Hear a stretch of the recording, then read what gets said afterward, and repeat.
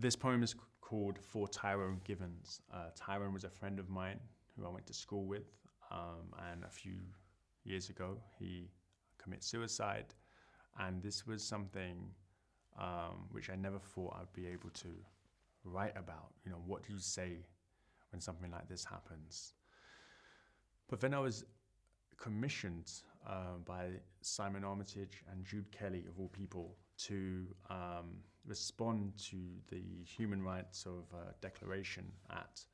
And I saw this in the Universal Declaration of Human Rights. Number 5 is, no one should be subjected to torture or to cruel, inhuman, or degrading treatment or punishment.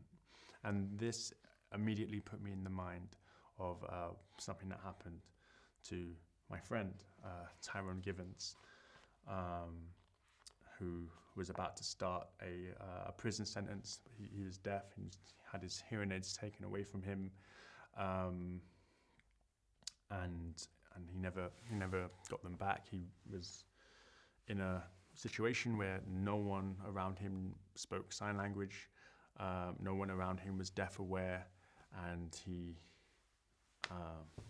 we lost him in that. The Tyrone Givans.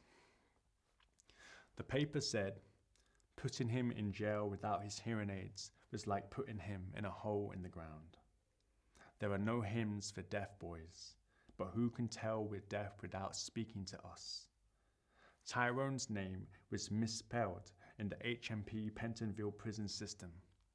Once, I was handcuffed, shoved into a police van. I didn't hear the officers say why. I was saved by my friend's mother, who threw herself in the road and refused to let the van drive away.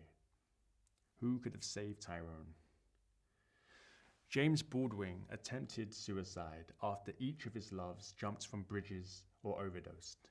He killed his characters, made them kill themselves. Rufus, Richard, black men who couldn't live like this.